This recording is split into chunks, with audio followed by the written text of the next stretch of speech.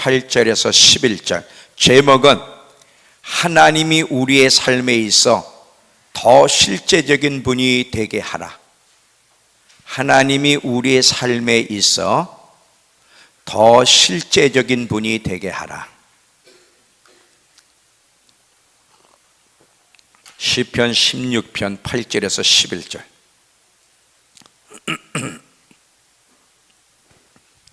자,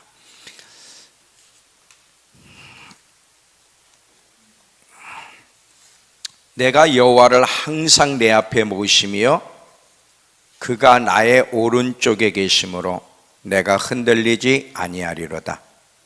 이러므로 나의 마음이 기쁘고 나의 영도 즐거워하며 내 육체도 안전히 살리니 이는 주께서 내 영혼을 수월에 버리지 아니하시며 주의 거룩한 자를 멸망시키지 아니하실 것임이니라.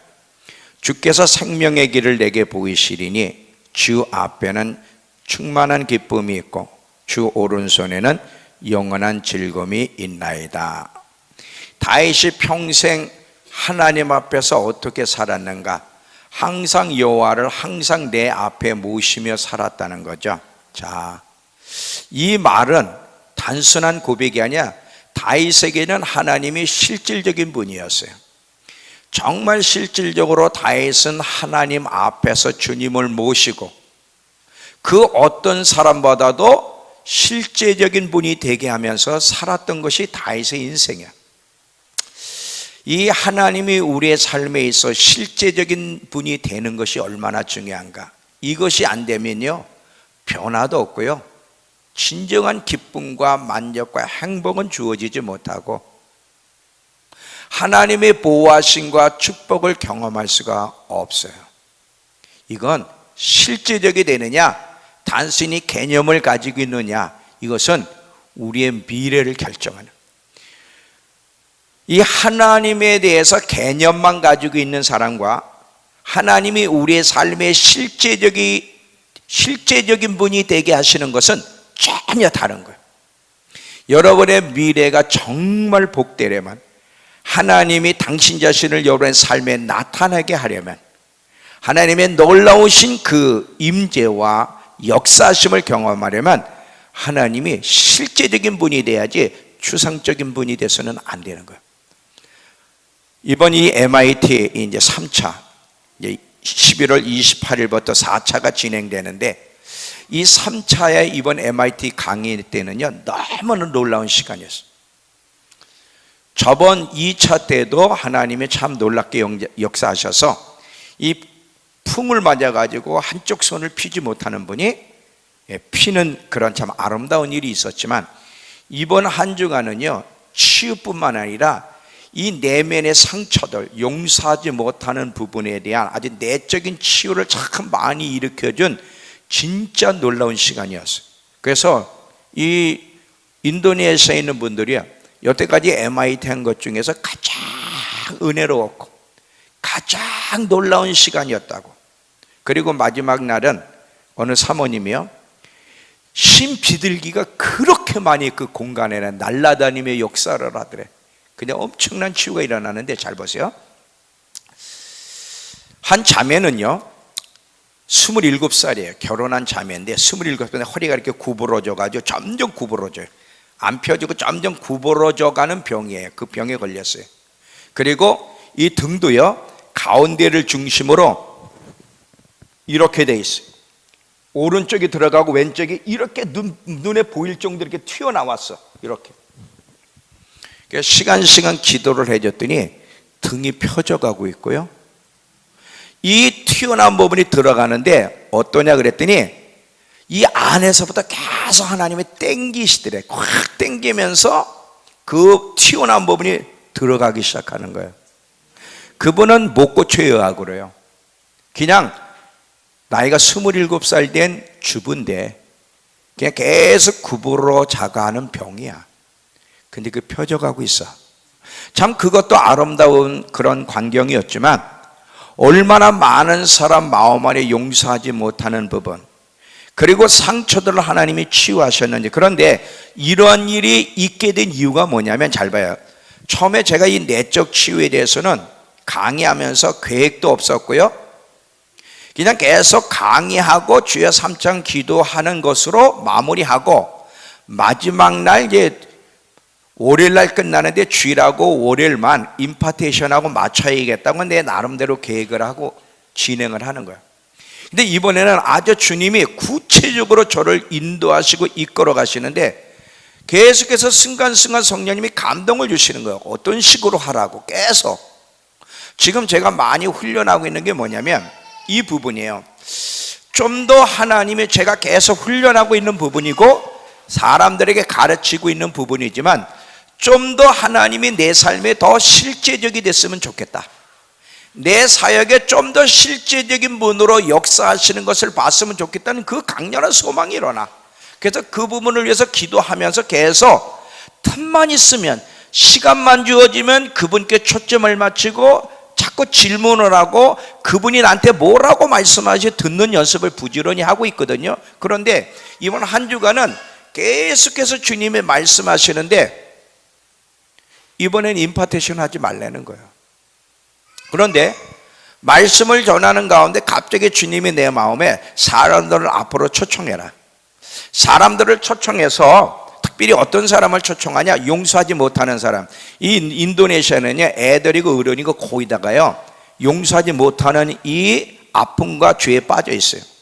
거기는 그 이슬람권인데도 이슬람권은 그렇잖아요. 한 남자가 여러 여자를 권유할 수 있단 말이죠.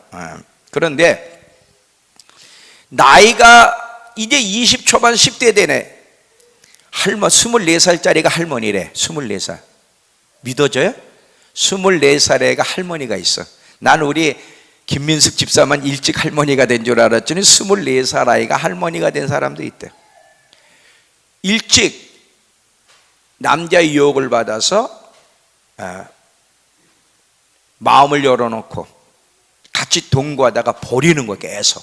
그 남자애들이 남편이 버리고 또 그 연인이 남자 그 친구가 버리고 이래가지고 굉장한 상처들이 많아요. 그러니까 거의 다가 상처를 안고 용서하지 못하는 가운데 살아가는 거야. 그런데 그리고 성적으로도 굉장히 문란하고 거기는 뭐 동성애뿐만 아니라 갑자기 하나님이 용서하지 못하는 사람들 그리고 마음 안에 깊은 상처가 있는 사람들을 앞으로 초청해서 기도해 주라. 임파테이션 하려고 하는데 하지 말고.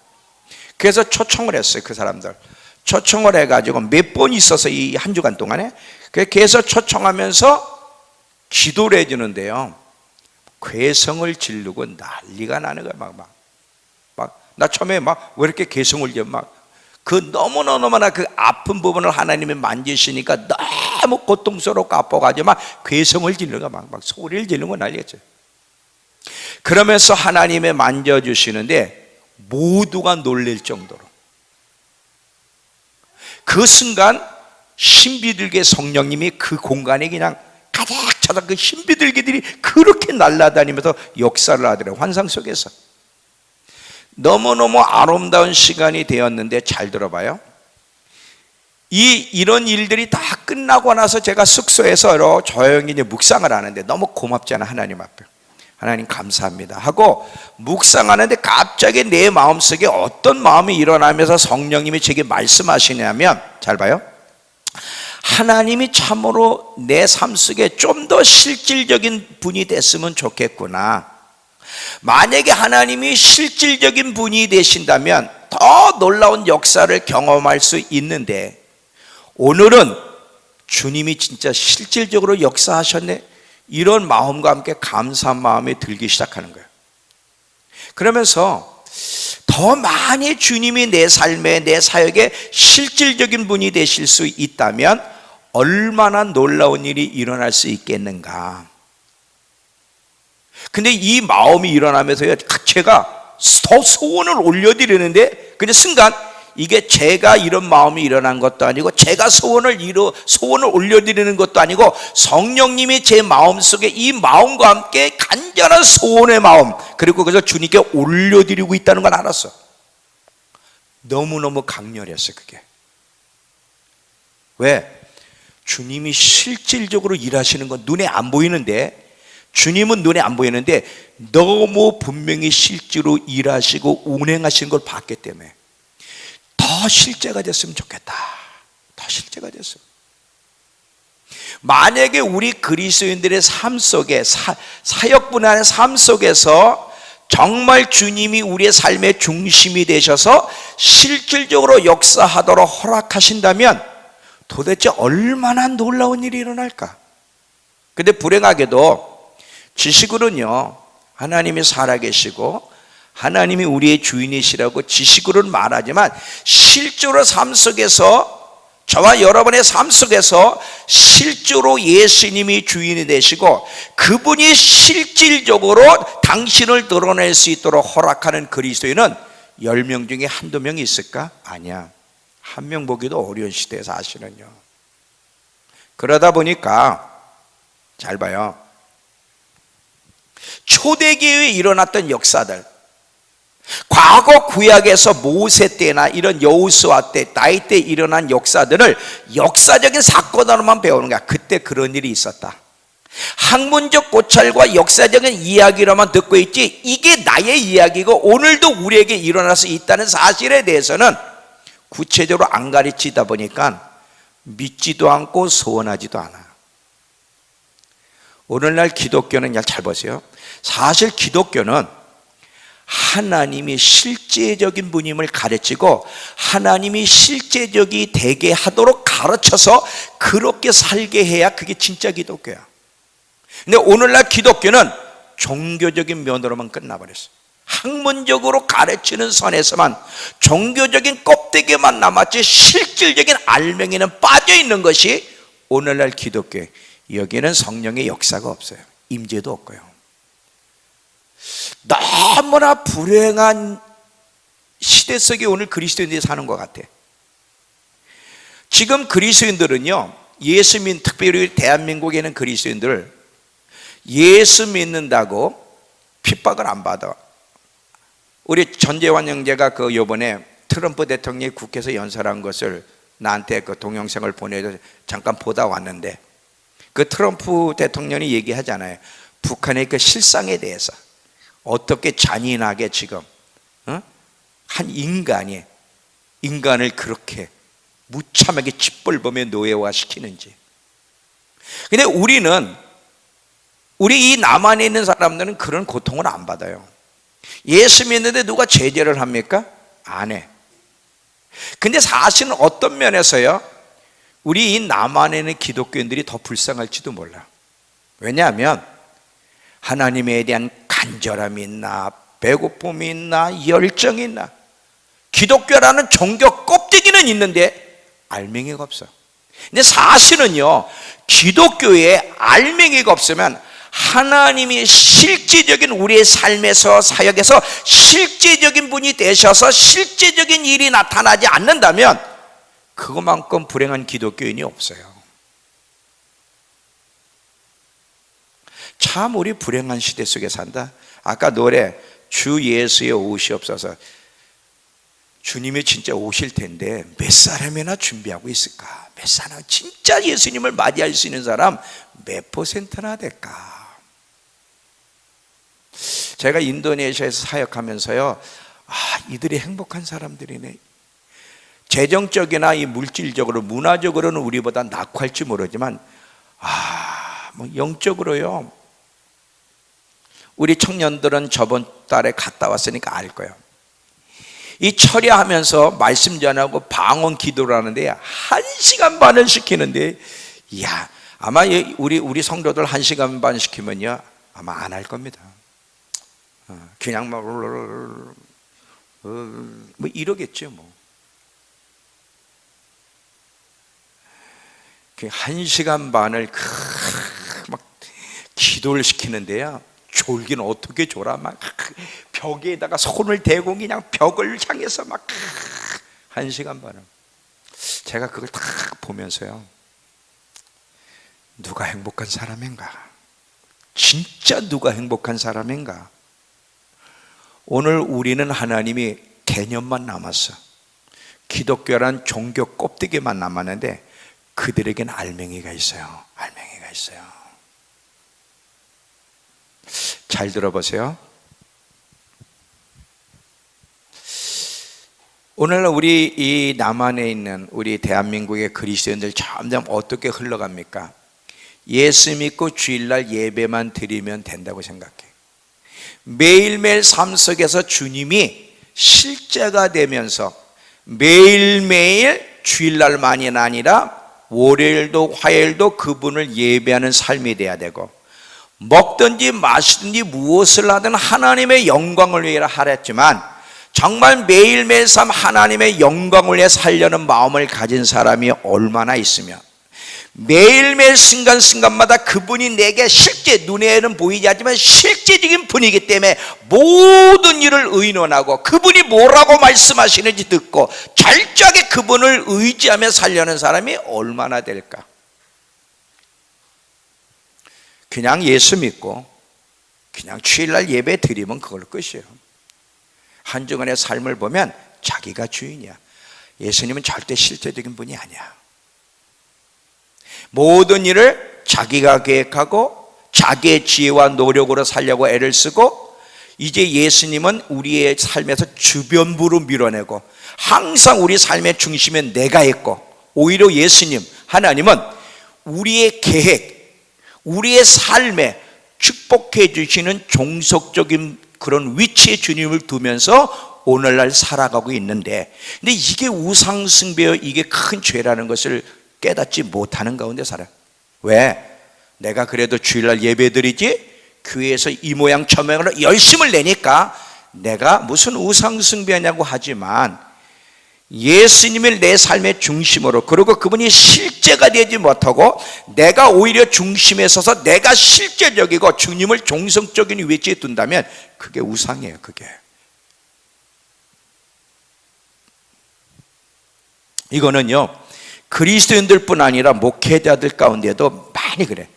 물론 훌륭한 분들도 많이 있지만 많은 경우 오늘 이 사역자들을 보면 성령님을 실질적으로 인정하고 성령님과 의논하면서 성령의 은사와 능력과 지혜로 목회를 하려고 하는 것보다 세상에는 도구들, 학문과 프로그램, 이 보조 수단을 가지고 교회를 운영하려고 하면서 성령님을 자기의 야망, 자기의 꿈을 이루는데 종속적인 위치에 그것에 수종드는 쪽으로 주님을 이용하려고 하는 사역자들이 얼마나 많은지. 그리스도인들도 문제고 많은 사역자들도 문제예요. 성령님이 우리 삶의 주인이시고 중심이시고 실제적인 분이 되시지 못하는 게 문제. 이게 죄예요. 이건 진정한 기독교가 될 수 없다는 사실이죠. 잘 들어보세요. 하나님, 제가 막 주님 앞에 손을 올려드리고 있는데 하나님 더 실질적 사랑에 있어서도 내가 누구보다도 주님을 더 사랑하는, 주님이 내 사랑의 대상에 실제적인 분이 되게 해줘. 막 그런데 눈물이 나는 거야. 막 그 고백하는데 내 사랑에 있어서도 주님이 실질적인 분이 됐으면 좋겠고요, 내 관심과 초점에 있어서도 주님이 정말 실질적이었으면 좋겠고요, 내가 누구를 의지하기보다 실질적으로 더 많이 주님을 의지하여 하나님이 함께 하신다, 주님과 동행한다, 주님과 동역한다는 것이 개념이 아니라 그럴 때 실제로 어떤 일이 일어나는지, 주님이 내 삶의 사역에 실질적인 분이 되면 실제로 어떤 일이 일어나는지를 더 많이 저도 경험하고 사람들이 보면서 진정한 기독교가 뭔지를 가르쳐주고 싶습니다. 그 손을 올려드리는데 막 눈물이 나는 거예요. 막 눈물이 나는 거예요. 성령님이 저를 제 안에서 막 그 소원의 기도를 들이시고 계시는 걸 내가 느끼면서 눈물이 나는데, 갑자기 이 내용을 네 성도, 너희 성도들에게 얘기해 주라.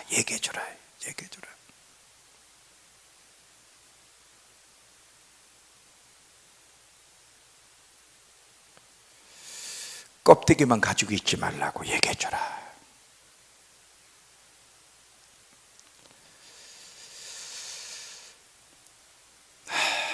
이 구약의 이야기는 무슨 이야기냐면 다양하게 구약을 표현할 수 있는데, 여러분 이스라엘 백성은 특별한 백성이에요. 이따도 이제 뒤에 가서 좀 얘기하겠지만 이들은 특별히 하나님과 함께 살아가는 아주 실질적이에요. 실제로 하나님이 그들 안에, 성막이 그거잖아요. 그들 안에 거하여 함께 살아가는 특별한 백성이야. 그러니까 사실은 이스라엘 백성은 하나님이 실질적인 분이 돼야 되고 철저하게 주님을 의지하며 주님이 어떤 분을 알아가는 가운데 철저하게 의지하며 살아가야 되는데, 이스라엘 백성의 이야기는 하나님을 버리고 우상을 따라갔다는 거예요. 그래서 거기에 대한 책망의 이야기, 돌아오라는 얘기가 구약의 얘기거든요. 사사기 13장 가보세요. 사사기 13장 1절. 사사기 13장 1절을 보면 삼손 시대의 이야기인데, 근데 첫 서두를 보면, 오늘은 이 삼손에 대한 이야기는 안 들어갑니다. 시간이 없어서 거기까지 들어갈 수는 없고, 1절을 보면 이스라엘 자손이 다시 여호와의 목전에서, 여호와 앞에서, 이런 뜻이죠. 악을 행하였으므로 여호와께서 그들을 40년 동안 블레 사람의 손에 넘겨주시니라. 여러분, 우리가 신앙 예수를 믿으면서요, 진정한 기쁨과 만족과 행복을 누리고 임재를 경험하려면 여호와 앞에서 잘 살아야 돼. 이 블레셋이 40년 동안 이스라엘을 괴롭혔잖아요. 40년 동안 이스라엘을 괴롭혔을 때 그들에게 무슨 기쁨이 있고 무슨 만족이 있고 무슨 풍요로움이 있었겠어요. 지금도 마찬가지예요. 근데 여호와의 목전에서 이 말이 나의 마음에 확 오는 거예요. 잘 봐요. 여호와의 목전에서 그들이 악을 행했다. 즉 무슨 악? 우상을 따라갔다는 거예요. 이스라엘 백성이 죄 중에 가장 큰 죄가 예나 지금이나 마찬가지지만 우상 숭배하는 죄거든. 그런데 잘 봐요.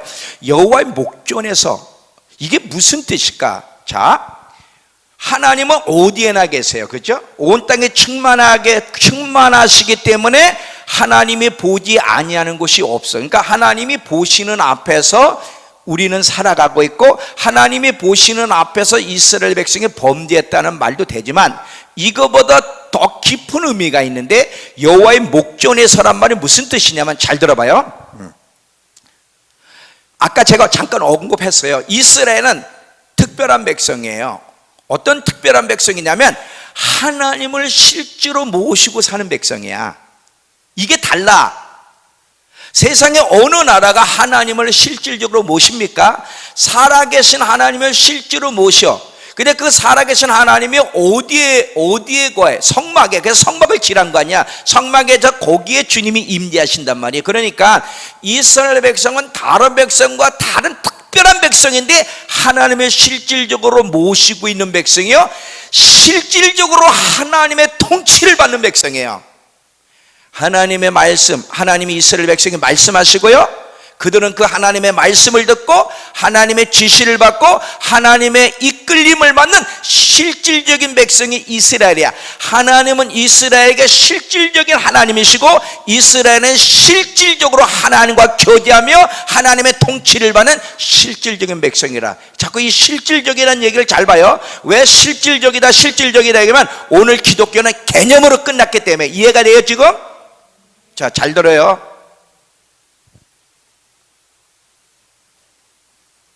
그러니까 여호와 목전에서 이스라엘 백성이 악을 행하였다, 즉 우상에게 갔다는 건 뭐냐면, 단순히 하나님이 온 땅에 충만하신 가운데에서 하나님 보시는 가운데 우상에게 갔다, 그 정도가 아니라 그들은 하나님을 통치를 받는 실질적인 백성이야.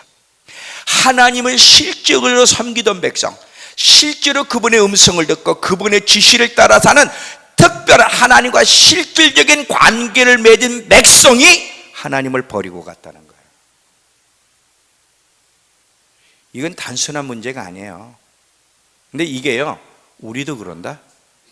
여러분, 우리 기독교인들도요, 특별한 백성들이에요. 하나님이 실질적으로 우리 안에 거하시는 거 아세요? 하나님이 온 땅에 충만하셔서 하나님이 보시지 않는 곳이 없지만, 근데 하나님이 실질적으로 와 계시죠. 이스라엘 백성에게는 성막 위에 계셨지만 오늘 우리에게는 어디 와 계셔? 우리 안에 실질적으로 와 계셔.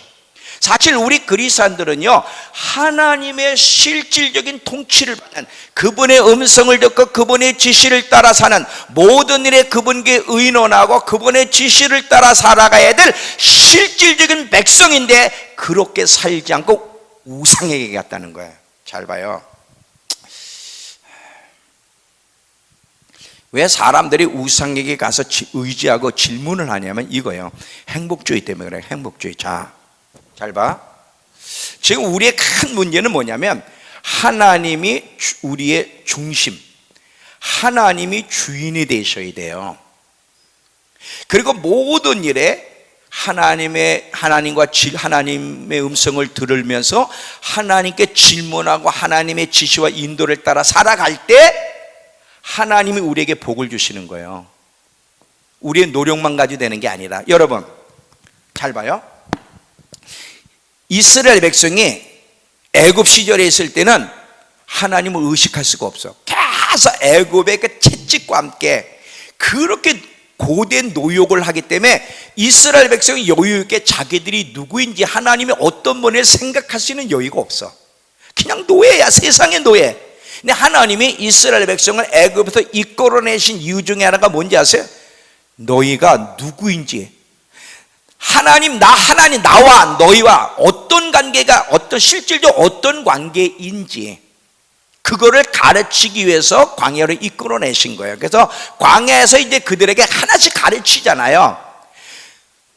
하나님이 어떤 분이신지를 먼저 알아가고, 하나님이 뭐를 요구하시는지를 알게 하시기 위해서 십계명을 주시고, 그리고 하나님이 추상적인 것이 아니라 실질적으로 어떻게 그 백성들 안에 거하시는지를 가르쳐 주기 위해서 성막을 지으라 그랬어요. 그래서 이스라엘 백성은 실질적으로 먼저는요, 자기들의 필요를 위해서, 행복을 위해서 하나님을 믿는 게 아니라, 잘 봐, 하나님이 어떤 분이신지를 알아가고 그분이 뭐를 요구하시는지를 먼저 알아가는 것이 우선인데, 그래서 항상 하나님이 중심이 돼야 되고, 하나님의 뜻을 따라 실질적으로 하나님과 교제하면서 하나님의 뜻을 따라 살 때 이스라엘 백성에게 부족함이 있었어요?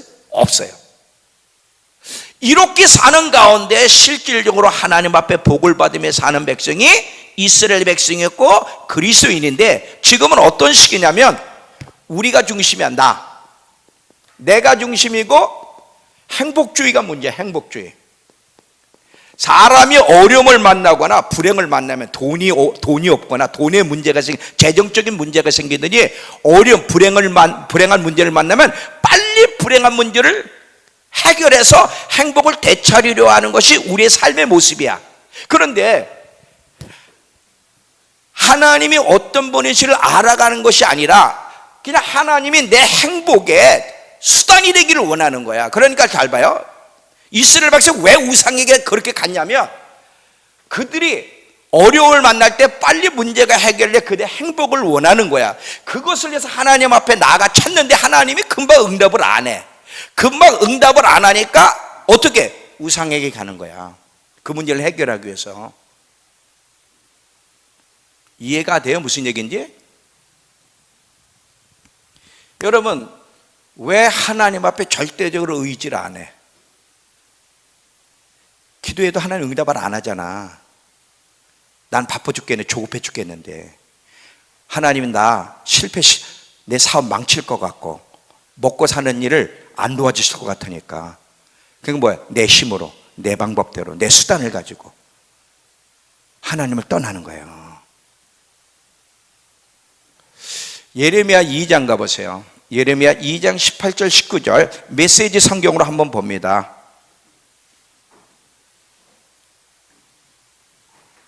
자, 메시지 성경으로 보자. 예레미야 2장 18절 19절. 자, 메시지 성경으로 보겠습니다. 이스라엘 백성이 진 두 가지 죄. 하노라, 충격적인 이 일을 보아라. 믿을 수 없는 이 일을 보아라. 어떻게 이런 일이 있을 수 있느냐? 하나님의 포고 선포다. 내 백성이 이중의 죄를, 두 가지 죄를 범했다. 하나는 뭐냐? 그들이 나를 버린 거야. 나를 멀리한 거. 그들은 생수가 솟는 샘인 나를 버리고 대신 땅에 웅덩이를 스스로 판 거지. 해결할 수 없는 웅덩이를 자기 스스로 판 거야. 물이 새는 물 웅덩이, 하수구나 다를 바 없는 물 웅덩이를 팠다. 이 두 가지죠. 나를 멀리하고 나를 의지하지 않고 나를 버리고 스스로 살아가려고 하는 거. 그럼 우상에게 가서 도움을 구하는 거. 근데 이거는요, 이스라엘 백성의 문제만이 아니에요. 우리의 문제예요. 하나님이 실질적인 분이 돼야 되는데 사실 하나님이 실질적인 분이 되지 못한다는 게 우리의 현 문제예요. 지금 잘 들어보세요. 하나님이 우리의 삶의 실질적인 분이 되게 하는 것이 기독교고, 이게 옳은 삶이고 이렇게 사는 것이 하나님과 올바른 관계를 맺고 있는 거고, 하나님은 이런 분에게 자기를 나타내시고 실제로 도와주세요. 아무나에게가 아니라. 요한복음 14장 21절. 요한복음 14장 21절. 예수님이 누구에게 자신을 나타내신다고 했는가? 요한복음 14장 21절.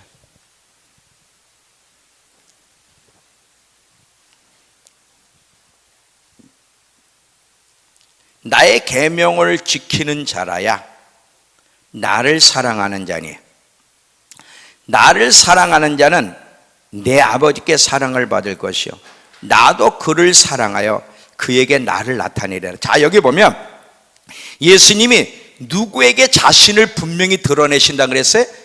나를 사랑하는 자. 근데 주님을 사랑하는 자가 누구예요? 주님의 계명을 지키는 자가. 그러니까 잘 들어봐. 여기서 뭘 우리에게 가르쳐? 어떤 사람에게 하나님이 실제로 당신의 임재를, 당신을 드러내시냐면 예수님이 그들의 삶의 실제가 되게 하는 사람들. 쉽게 말하면. 잘 들어봐요. 지금 제 안에는요 많은 변화가 있다. 나중에 언젠가 제가 간증할 날이 올 거예요. 제 안에는 많은 변화들이 있어요. 제 주위에도 많은 변화들이 있고. 근데 제가 계속 주님 앞에 지금 훈련하는 게 뭐냐면, 하나님 더 실제가 되게 해주세요. 한순간도 저는 주님을 축소시키고 싶지 않습니다. 위대하신 하나님을 내가 작게 만드는 죄에 빠지지 않게 해주시고, 하나님을 추상적인 개념으로 갖지 않게 해주시고, 내가 존재하는 이유가 나의 복지가 되지 않게 해주시고, 여러분 왜 감사가 안 나고 왜 불평, 불만, 만족이 없어? 왜 그래? 먹든지 마시든지 하나님 영광을 위해서가 아니라 그래도 자기 편하고 자기 만족을 위해 살려다 보니까 불만족스러운 거예요. 그게 왜? 내가 좀 편해야 되는데 내 뜻대로 뭐가 다 돌아가야 되는데 안 돌아가니까 거기서 불만, 불평이 나오는 거거든. 내 기분이 어떠냐, 내 상황에 좋은 상황이 되느냐 안 되느냐보다 먹든지 마시든지 하나님의 영광을 위해서, 그리고 하나님을 기쁘게 하는 것이 인생의 목적이라면 불평, 불만할 게 없어요. 늘 감사할 것밖에 없어 사실은.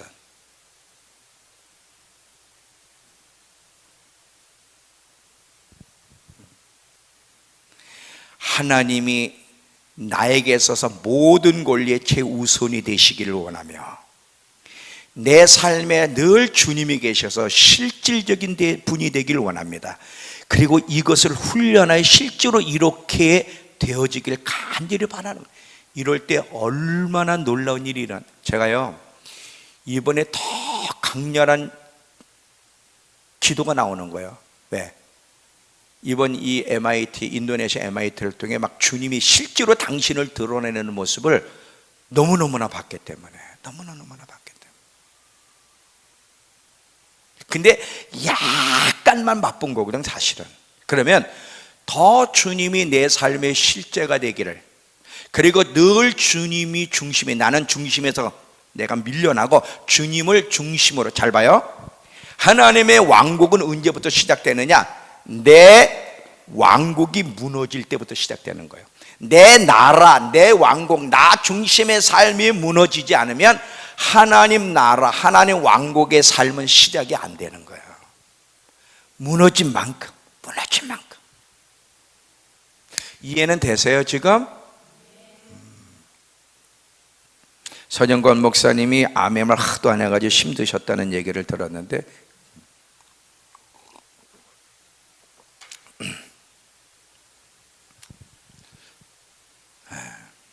자 보세요. 하나님이 우리의 삶의 실제가 되게 하지 않으면 주님의 임재도 주님의 보호하심도 역사도 안 나타나. 그러면 주님의 임재가 없는 기독교가 무슨 그 힘이 있겠으며 무력할 수밖에 없고, 주님이 함께 해주지 않은 그리스도인의 삶에 무슨 활력과 생명이 넘치겠어요.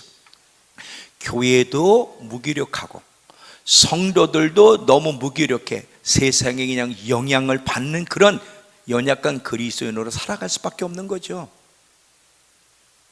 자, 질문 하나 할게요. 교회 오는 목적이 뭐죠? 너무 추상적인지도 모르는데 하여튼 여러분 왜 교회에 오세요? 자, 둘 중에 하나 그럼 얘기할게요. 너무 추상적인가? 자, 둘 중에 하나.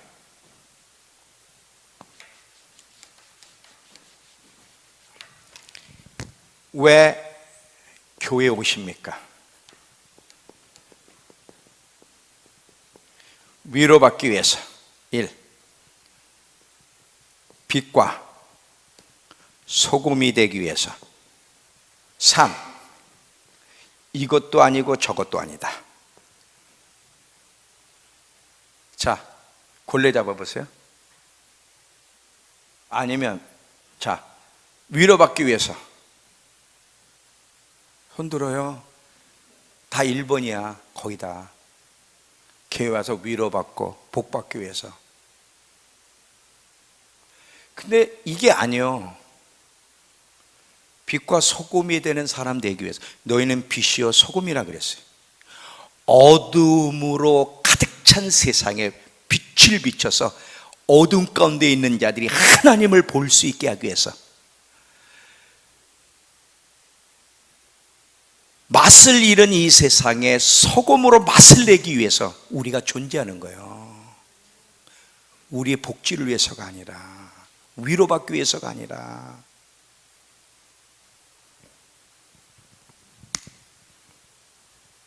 그런데 빛이 다 없어졌어. 소금도 맛을 잃어버렸어. 왜? 하나님이 그 삶의 중심이 되시고 실제가 되셔야만 강렬한 빛을 비추고 그분의 능력으로 소금의 맛을 내는데 그분의 임재가 떠났어. 떠나니까 빛이 아니야. 이게 소금의 맛을 잃어버릴 수밖에 없는 거지. 그게 오늘 교회의, 오늘날 기독교의 모습, 오늘날 성도들의 모습이에요.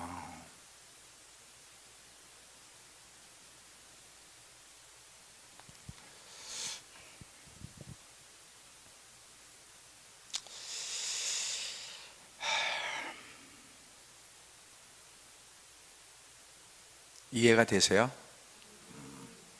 하나님이, 잘 들어봐요. 하나님이 오늘 나한테 뭐라고 하시는가?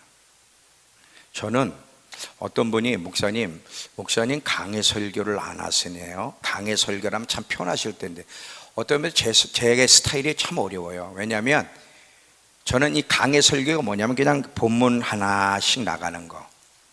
마태복음 1장이 마태복음 하면 마태복음 쭉 28장까지.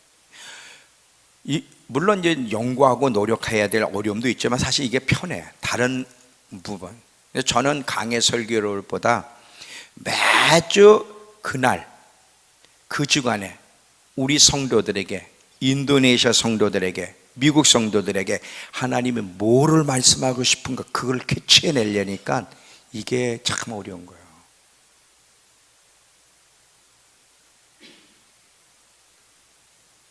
그러니까 잘 들어봐요.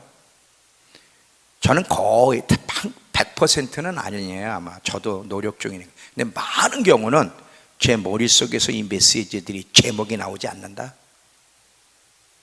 하나님이 여러분이 하고 싶은 얘기를 하는 거예요 지금. 그러니까 여러분들이 잘 들어야 돼.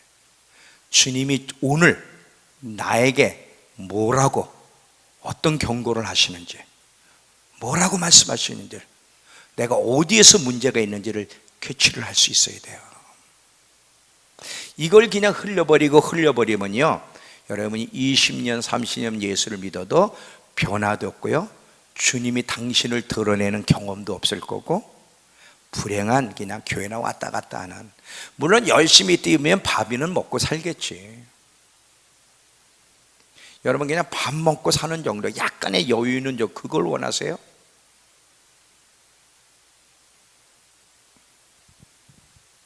하나님이 주시는 축복이 뭔지 알아요, 여러분? 하나님은 실질적인 분이라 그랬죠?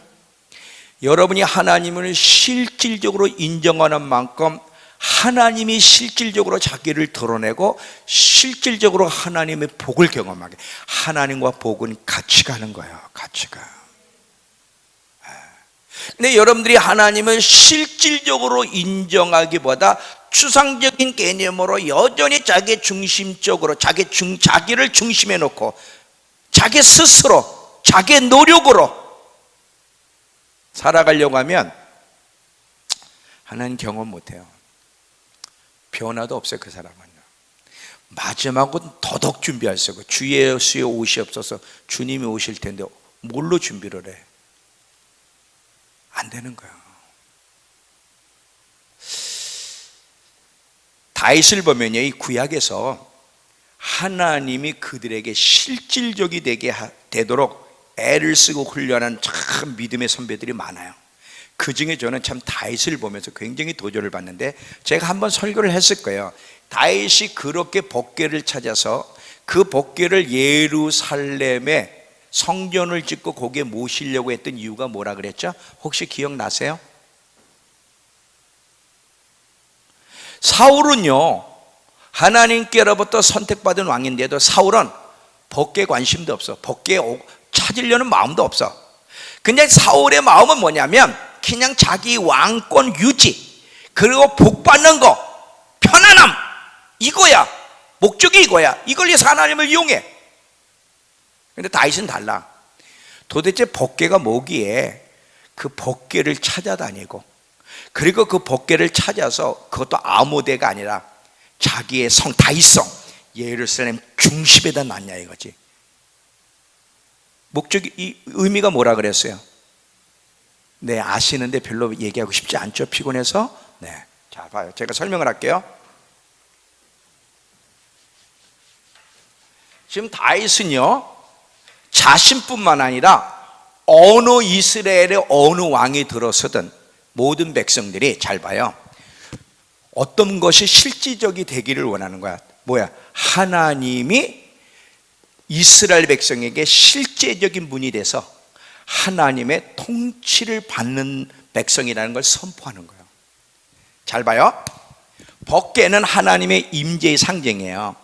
그 하나님의 임재의 상징인 법궤를, 그것도 가장 중심에 모신 것은 뭐냐면, 내가 왕이지만, 내가 통치자지만, 나도 진정한 왕, 한 분 되시는 주 예수 그리스도의 통치를 받는 백성에 불과하고, 나뿐만 아니라 앞으로 이 이스라엘에서 일어날 모든 백성도 그들이 자신들이 왕이라고 생각하기 전에 진정한 왕, 한 분 되시는 왕이 있는데 그 왕의 통치를 받는 지도자라는 사실을 깨닫고, 이스라엘 모든 백성도 하나님의 실질적으로 통치를 받는 실질적인 백성이요 특별한 백성임을 선포하는 거예요. 하나님, 내 위에 진정한 왕이 있습니다. 내가 왕이기 때문에 내 백성에게 명령하고 지시하지만, 나는 먼저 왕으로서 지시하기 전에 참된 진정한 왕 하나님이 나에게 지시하시고, 나는 당신의 말씀을 듣고 당신의 통치를 받으며 당신의 명령을 따라 나라를 다스리며 수행해야 될 종입니다. 나뿐만 아니라 이스라엘 민족 전체는 실질적으로 하나님이 왕이 되셔서 그분의 통치를 받는 백성, 나라가 바로 이스라엘입니다 하고 공포하는 거예요. 그리고 실제 이스라엘 백성 다윗은 그렇게 살았습니까? 안 살았습니까? 그렇게 살았어요. 시편 27편 4절이 우리나라 번역은 좀 아름답지 못하다 그랬죠. 다시 한번 시편 27편 4절을 보시면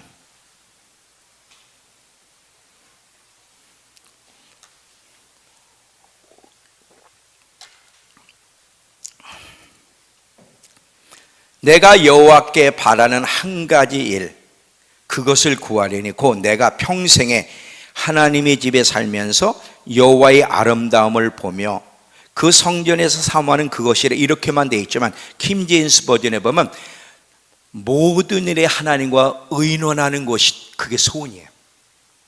다윗은요 하나님의 실질적인 분이에요. 그분이 실지 통치를 받는 백성이야.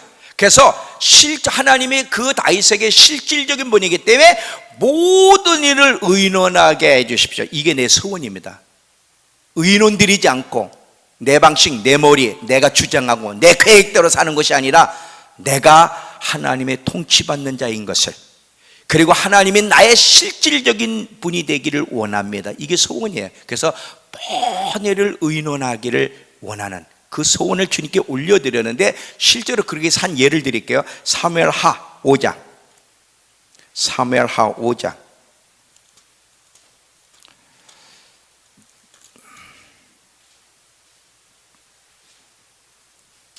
17절서부터 사무엘하 5장 17절부터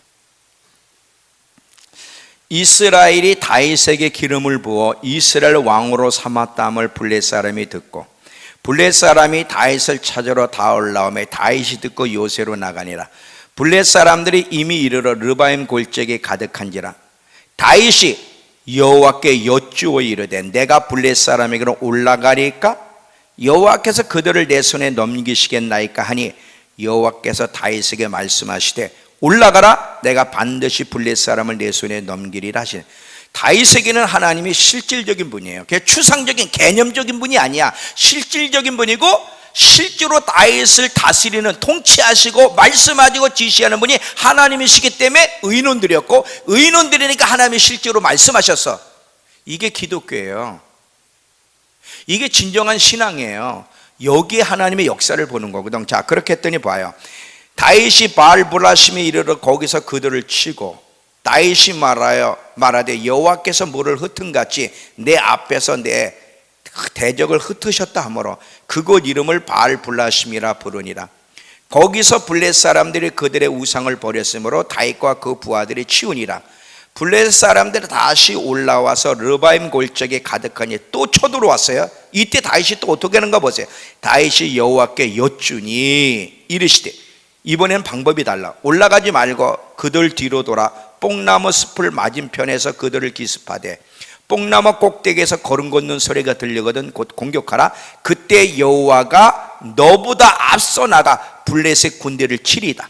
이렇게 하나님이 앞서 역사하는 것을 다윗은 날마다 경험했어. 근데 우리는 왜 경험하지 못해? 차이가 뭐예요? 다윗에게는 하나님이 실질적인 분이었다면 우리에게는 개념적인 분이에요. 이 차이 아시겠어요?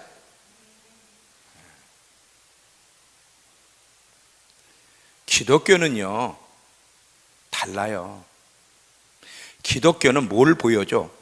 하나님이 실제로 살아계시고 실제로 능동적으로 일하시는 분, 역사의 주인이 하나님이시고 인간들을 하나님이 찾아오셔서 말씀하시고 명령하시고 그 인간들이 순종할 때 어떻게 그 인간과 함께 하나님이 실제로 다스려 가는지를 보여주는 게 기독교예요.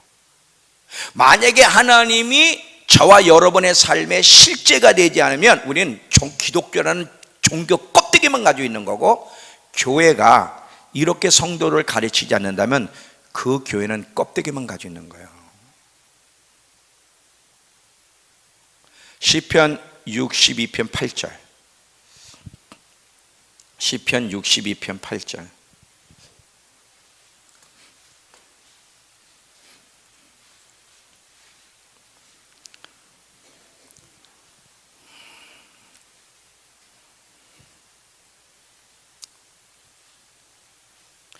백성들아 시시로 시시로는 뭐야? 수시로, 매 순간순간, 그런 뜻이에요. 그를 의지하고 그 앞에 마음을 토하라. 하나님은 우리의 피난처시로다. 지금 누가 얘기하는 거예요? 이게 다윗이 얘기하는 거예요. 다윗이 그렇게 살았으니까. 다윗에게는 하나님이 실질적인 분이었어요. 모든 일을 그분 앞에 토로하는 거예요. 의논 드리는 거야. 그리고 그분의 지시를 따라 그분과 함께 걸어가는 거야. 그랬더니 하나님이 다윗에게는 실질적으로 당신을 나타내시고 하나님의 권능을 보여주시는 거예요. 그래서 다윗은 늘 승리할 수 있었던 거죠. 이게 기독교예요. 이게 기독교. 우리는 이렇게 살아가는 법, 하나님이 우리의 삶의 실제가 되게 하는 훈련을 해서 이게 실제로 나타나야 되는 거예요. 훈련을 통해서. 이거 없으면요, 아무리 주예수요 뭐 바가지로 오시라 그래도 안 옵니다. 그냥 노래일 뿐이지. 근데 참 그렇죠. 제가 어느 날 나도 하나님을 경험하지 못하는데 하나님을, 이게 내가요, 나도 하나님을 경험하지 못하면서 내 인생에 하나님이 실제가 안 되는데 이 하나님이 실제가 다시 하나님이 실제가 되게 된다는 설교를 이렇게 직접적으로 한 건 별로 없어요. 간접적으로 많이 얘기했지만. 근데 어느 날 제가 한번 그런 생각 가진 적이 있어요. 내 삶에도 하나님이 실제적인 분이 아닌데 내가 이거 말을 하는 게 이거 웃긴다 그래서 웃긴다. 진짜 웃기네. 혜란아, 우리 혜란이의 삶에 하나님이 실질적인 분이 아니면 하나님이라는 노래가 웃길까 안 웃길까? 웃기는 거야. 삶이 예배가 돼야 되고요, 주일날만 드리는 예배가 아니라 삶이 예배가 돼야 주일날 드리는 것도 예배고요, 기도도요 삶이 기도가 되는 사람이 그 기도가 의미가 있는 거예요. 먼저 삶이 있어야 돼. 삶이. 그래서 참 감사한 거예요. 나는 제가 우리 성도들한테 계속 제가 이렇게 기독교 본질에 대한 얘기를 하지만 여러분에게는 어떤 면에서 내가 막 책망도 주어요. 근데 어디 가서는 자랑한다? 참 역설적이지. 우리 성도한테는 혼을 내면서 다른 데 가서는 또 자랑하고. 원래 성경을 보면 역설적이야. 성경이 사실은 그렇잖아요. 왜냐하면 더 여러분을 온전한 길로 이끌기 위해서 책망하지만 사실 우리 성도들 같은 사람들이 많지 않거든. 여러분, 우리 청년들 찬양하는 애들 보면 여러분이 볼 때는 단점이 있을지 모르지만 어디 가도 이만한 애들 있어? 이순애 권사님 있어요? 없어요. 딸이 자랑스럽지 않습니까? 자랑스럽지 않아? 이순애 권사님 뱃속에서 어떻게 저런 멋진 딸이 나왔을까? 나는 우리 청년들이 이번에도요, 그 김일석 장로님이란 분이 우리 청년들을 가이드를 쭉 했어요. 계속 막 대단하대. 참 믿음교회 청년들 진짜 훈련. 자연히 가요. 비행기 표가요, 얘네들은 주일날인데 쟤는 주일날 돌아오는 표가 아니에요.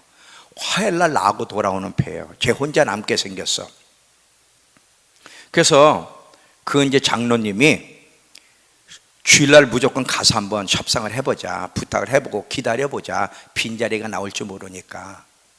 그러면서 이제 쟤를 먼저 데리고 몇 시간 전에 가면서 전화를 해가지고는 거짓말로 쟤한테, 야 자연아 너 못 갈 것 같다, 자리가 없대. 그랬더니 금방 제가 라바바라바바바바바 그냥 금방 막 방언이 나오더래. 갈 수 있을 거라 그러고. 목사님 훈련 기가 막히게 잘 됐습니다. 보통 청년들하고 다르다는 거지. 다르지. 이만한 애들을, 우리 이만한 성도들을 내가 어디서 얻어요? 우리 숫자는 이렇게, 우리 지금 김소연, 이수양 집사가 인도네시아 볼 일이 있어 갔잖아. 이제 다음 주 올 건데. 그분들이 인도네시아에서 한인교회 가장 큰 교회 다니잖아요. 목사님, 믿음교회는 숫자는 이렇게 작은데요, 이 보통 교회가 아니에요. 자기는 이해가 안 돼. 이 작은 교회가 어떻게 이렇게 큰 일을 이룰 수 있는지. 그리고 다른 교회는 못 갈 것 같더래. 자기가 보니까 재미도 없을 것 같고, 다른 교회 가면 막 이렇게 뜨겁게 다른 데는 갈 수가 없을 것 같대. 믿음교회 성도들은 숫자는 적은데요, 보통이 아니래요. 맞아요, 그 말이에요. 그러니까 어디 가도 제가 자랑하고 하나님이 또 우리를 쓰실 거지만, 그럼에도 불구하고 하나님은 전진하지 않는 사람을 가장 싫어해요. 이만큼이면 됐지라고 하는 것만큼 죄가 없어요. 우리는 끝없이 전진해 가야 되고, 더 온전해. 하나님이 우리의 삶의 실제가 되게 하는 훈련. 그래서 실제가 되게 하신다면 얼마나 엄청난 일이 일어날지. 지금도 우리 부족하지만 하나님을 경험하잖아요. 근데 하나님의 실제로 우리의 삶의 실제가 되게 한다면 얼마나 놀라운 일이 우리 믿음교회 안에, 여러분의 삶 속에 나타나겠느냐 이거지. 이게 기독교예요. 이게 기독교. 하나님은 이런 그리스도인들을 보고 싶으신 거예요. 이런 그리스도인들, 그냥 하나님을 개념적으로만, 하나님을 중심에서 주변으로 밀어버리고, 그리고 하나님을 축소시키고, 그리고 하나님을 종속적 위치에서 자기들의 욕망을 위해서 돕는 정도의 하나님, 그런 우상 숭배가 아니라 실제로 하나님을 하나님으로 인정하고, 하나님이 그들 우리의 삶의 중심이 되고 하나님의 실제가 되게 하는 교회, 그런 성도를 찾고 있는 거거든요. 나는 우리 교회가 그런 교회가 되길 바라고, 성도들이 그런 성도들이 되길 바랍니다.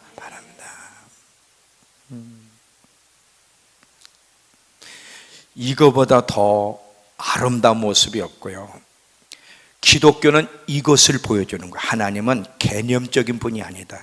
오늘도요, 제가 아까 와가지고요, 목욕탕에 갔더니 그 유시민이라는 분이 있었죠. 옛날에 그 노무현 씨 때 무슨 장관이었잖아요.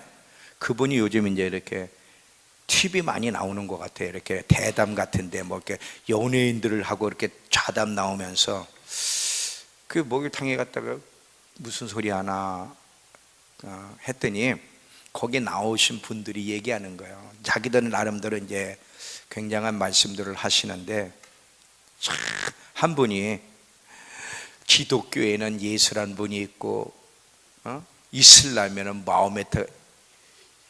잘 봐요. 기독교는 이슬람이나 불교에는 석가가 있고, 이슬람에는 마호멧이 있다면 기독교는 예수란 사람이 있다는 거예요. 그러면서 종교의 얘기를 하더라고. 기독교는 종교가 아니에요. 기독교는 생명이에요. 하나님이 살아계시다는 거, 그리고 살아계신 하나님과 어떻게 인간이 교제, 원래 인간은 무엇을 위해 창조되는지, 인간의 진정한 삶의 모습이 뭔지를 보여줘야 되는데, 안 보여주다 보니까 사람들이 기독교를 우습게 보는 거야. 뭐 예수라는 사람이 있는데, 기독교의 예수는 불교의 석가처럼 뭐 이런 식으로 대한다 이거지. 왜 그래? 오늘 기독교가, 오늘 교회가, 오늘 성도들이 하나님의 삶의 실제가 아니니까, 안 되니까, 보여줄 게 없으니까 세상은요 우습게 여기는 거예요, 기독교를. 근데 거기에 무슨 전도가 돼? 내가 그걸 보면서요, 이것 가지고는 우리나라 틀렸다. 교회가 살아나지 않으면, 교회가 하나님을 실질적인 분으로 인정하고 하나님이 삶과 사역의 실제가 되도록 하지 않는다면 우리는 틀렸구나 그 생각이 들더라고.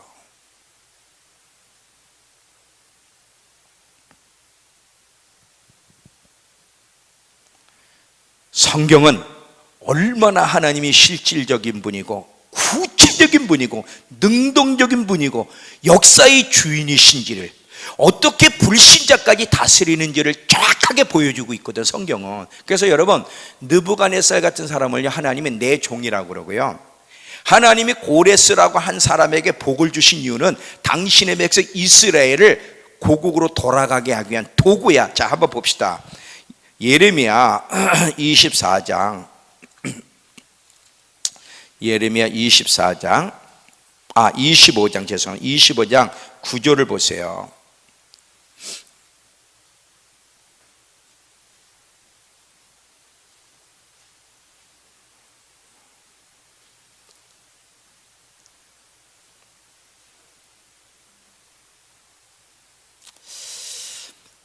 보라, 내가 북쪽 모든 종족과 내 종 바벨론 왕 느부갓네살을 불러다가 이 땅과 그 주민과 사방 모든 나라를 쳐서 진멸하여 그들을 놀램과 비웃음거리가 되게 하며 땅으로 영원한 폐허가 되게 할 것이라. 여호와의 말씀이라. 세상 사람들이 말하는 기독교의 창조자 하나님은 개념적인 분이 아니라 역사의 주인이야. 실제로 능동적으로 역사를 이끌어 가시는 느부갓네살도 주님의 도구란 말이에요. 이사야 45장도 보세요. 이사야 45장 3절을 보면 고레스를 하나님이 세우신 이유. 자, 고레스라고 하는 사람을 1절부터 읽을게요. 여호와께서 그의 기름 부음을 받은 고레스에게 이같이 말씀하시되, 내가 그의 오른손을 붙들고 그 앞에 열국을 항복하게 하며 내가 왕들 허리를 풀어 그 앞에 문들을 열고 성문들이 닫히지 못하게 하리라. 내가 너보다 앞서가서 험한 것을 평탄하게 하며 논문을 쳐서 부수며 쇠빗장을 꺾고 내게 흑암 중 보화와 은밀한 곳에 숨은 재물을 주어. 고레스에게 이렇게 하나님이 강력한 군사력과 함께 재물을 주는 이유는 뭐냐? 너를 주어 내 이름을 부르는 자가 나 여호와 이스라엘 하나님인 줄 알게 하리라. 내가 나의 종 야곱 내가 택한 자 이스라엘을 위하여 내 이름을 불러 너는 나를 알지 못했을지라도 내가 칭호를 주었노라. 이스라엘 민족을 도우라고, 이스라엘 민족을 고국에 돌아가는 일에 도우라고 하나님이 고레스를 세워서 강력한 군사력과 능력과 재물을 주셨다는 거예요. 하나님은요 실질적인 분이고요 능동적으로 일하시는 분이에요. 이것을 성경은 말하고 있고, 사실은 기독교가, 우리 그리스도인들이 세상에 이걸 보여주면요 세상 바뀝니다. 그리고 세상 사람들이 헛소리 안 하거든요.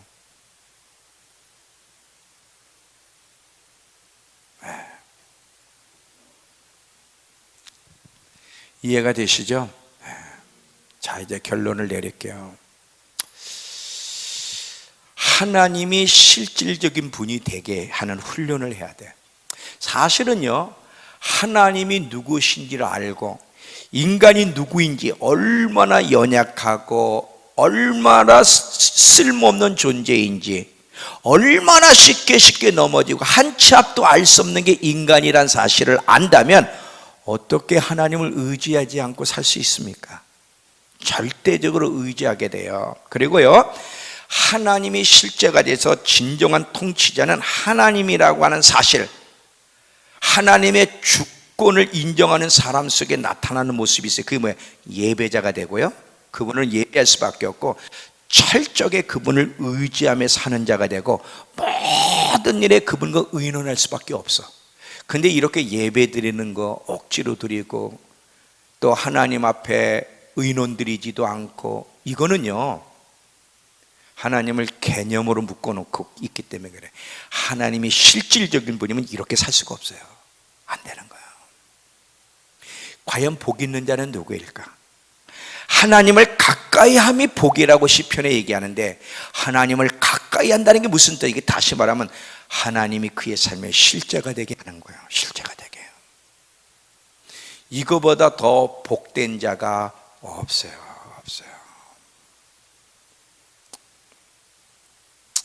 자, 이제 결론입니다. 이번에 참 저는 너무 벅찬 시간이었던 것 같아요. 난 내 안에서 성령님이 이렇게 제게 간절하게 소원을 올려드리는 기도를 성령님을 통해서 한 경험이 많지는 않은 것 같은데, 정말 제가 기도하면서 마음속에서 울었어. 너무너무 멋진 기도를 내가 하고 있는 나 자신을 보면서 정말 중심의 소원을 올려드리니 막 눈물이 나오더라고. 하나님, 내 삶의 통치자는 하나님이십니다. 나의 진정한 왕은 주 예수 그리스도십니다. 절대로 왕의 자리에 한순간도 앉지 않기를 원합니다. 주님이 내 삶의 사역의 실제적인 분이 돼서 주님의 음성을 들으며 주님의 지시와 통제를 받으며 주님과 함께 걸어갈 때, 주님과 함께 할 때 성령과 동역한다는 게 무엇인지를 세상의 교회가 보게 하옵소서. 더 많이 주님이 드러나 더 많은 사람의 치유를 받고 더 많은 사람들이 하나님 나라를 경험하고 더 많은 사람들이 주님 오심을 준비하는 일에 도구가 되게 하옵소서. 진정한 행복은 여기 있는 거예요. 하나님이 실질적이 되게 하는 것이 진정 복 있는 사람이고, 사람의 진정한 만족과 행복과 기쁨은요 여기에 있는 거죠. 이렇게 살아가지 않는 자에게는, 여러분 이렇게 한번 보세요. 행복하십니까? 아닙니다. 만족하십니까? 아니에요. 항상 스트레스를 받고요, 늘 짜증나고요, 늘 낙심과 근심이 왜 생겨? 자기 중심적인 삶을 살아가기 때문에 그래. 하나님 중심으로 사는 게 아니라 자신을 위해 살아가기 때문에 거기엔 절대 만족도 기쁨도 행복도 하나님의 임재도 나타나지 않습니다. 나타나지 않아요. 주님 곧 오셔요. 근데 어떤 사람이 주님 오심을 잘 준비하는 사람일까? 어떻게 하면 삶에서 하나님이 우리의 삶에 당신을 많이 드러내실 수 있을까? 하나님이 우리의 삶의 실제가 되게 하는, 그분이 진정 여러분의 왕이 되게 해서 철저하게 그분의 음성을 듣고 그분의 통제와 지시를 따라 살아가는 법을 배운다면 놀라운 일을 경험하고 여러분을 통해 세상에 하나님이 계신 것을 볼 것입니다. 우리 이런 성도가 되기를 간절히 열망하는 저와 여러분 되길 축원합니다. 다 같이 일어나세요.